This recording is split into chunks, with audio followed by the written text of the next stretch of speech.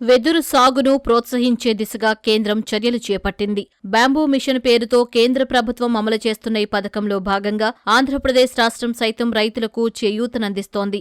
ఏపీలో ఈ సీజన్ నుంచి పథకం అమలు కానున్నట్లు ఉద్యాన శాఖ అధికారులు చెబుతున్నారు. ప్రధాన పంటల సాగుతో ఒడిదుడుకులు ఎదుర్కొంటున్న అన్నదాతలకు ఈ పథకం ప్రత్యామ్నాయంగా మారే అవకాశం ఉందని వారు సూచిస్తున్నారు. కృషోన్నతి యోజన పథకం కింద నేషనల్ బ్యాంబూ మిషన్ ఒక స్కీమ్ ఉంది. దీన్ని central government and state government 60-40 రేషియోలో ఫండింగ్ ప్యాటర్న్ ఉంటుంది. దీని ద్వారా bamboo development under national bamboo mission మనం హార్టికల్చర్ డిపార్ట్మెంట్ టేకప్ చేసింది. అవుట్ ఆఫ్ ద ఫారెస్ట్ ఏరియాలో ఈ బ్యాంబూ కల్టివేషన్ సంబంధించి ఎండ్ టు ఎండ్ దీంట్లో ఫ్రమ్ నర్సరీస్ టు ప్లాంటేషన్ తర్వాత వచ్చిన బై ప్రోడక్ట్, ఆ ప్రోడక్ట్ నుంచి వస్తున్న value addition, so value addition తర్వాత మార్కెటింగ్, ఎంటైర్ వాల్యూ చైన్ మొత్తం కూడా ఈ స్కీమ్లో కవర్ అయ్యింది. లాస్ట్ ఇయర్ నుంచి ఇంప్లిమెంట్ స్టార్ట్ చేశాము.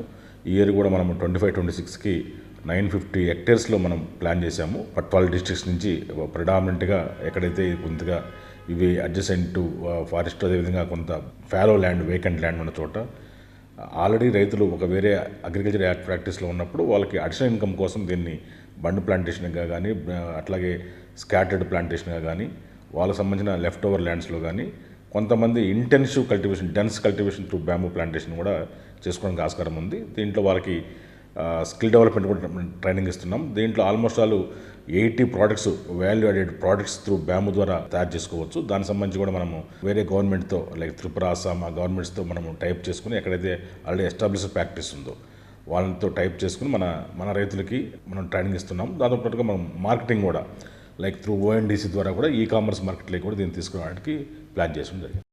ఇప్పటి వరకు అడవులు, అటవీ సమీప ప్రాంతాల్లోనే పెరిగే వెదురు మొక్కలను ఇక నుంచి రాయితీలను వినియోగించుకుని రైతులు వారి పొలాల్లోనూ పండించుకోవచ్చు.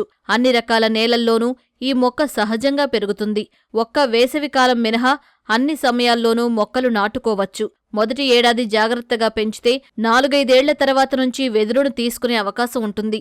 బ్లాక్ ప్లాంటేషన్ విధానంలో ఎకరాకు 125 మొక్కలను నాటుతారు. హెక్టారుకు 3 ఏళ్లలో 50,000 రూపాయల సబ్సిడీ అందుతుంది. బౌండరీ ప్లాంటేషన్లో భాగంగా పొలం చుట్టూ 2 మీటర్లకు 1 చొప్పున వెదురు మొక్కలు నాటుకోవచ్చంటూ అధికారులు చెబుతున్నారు. నేషనల్ బ్యాంబూ మిషన్ కింద మనకి ఈ సంవత్సరం బ్యాంబూ కల్టివేషన్ అంటే వెదురు సాగుకు సంబంధించి స్కీము ఆంధ్రప్రదేశ్కు అట్లాగే పల్నాడు జిల్లాకు కూడా శాంక్షన్ అయింది.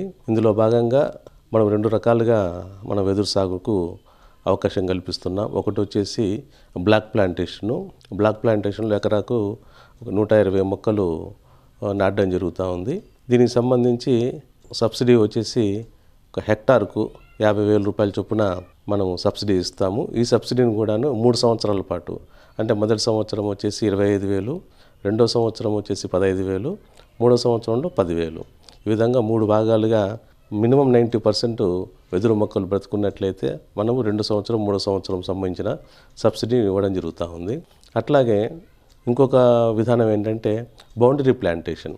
వెదురును పొలం చుట్టూ బౌండరీకి వేసుకున్నట్లయితే దాన్ని కూడా మనము కన్సిడర్ చేసి ఇవ్వచ్చు. దీనికి సంబంధించి 2 మీటర్లకు ఒక వెదురు మొక్క చొప్పున లెక్కేసి ఎన్ని మొక్కలు వచ్చినట్లయితే దాన్ని హెక్టార్స్లోకి మార్చుకొని మనం బ్యాంబూ కల్టివేషన్కి సంబంధించిన సబ్సిడీని, రాయితీని రైతులకు అందించడం జరుగుతుంది. వైబిలిటీ బాగుందండి. ముఖ్యంగా వచ్చేసి మా పల్ప్ ఇండస్ట్రీ, పేపర్ పల్పు ప్రధానమైనటువంటి ఇది.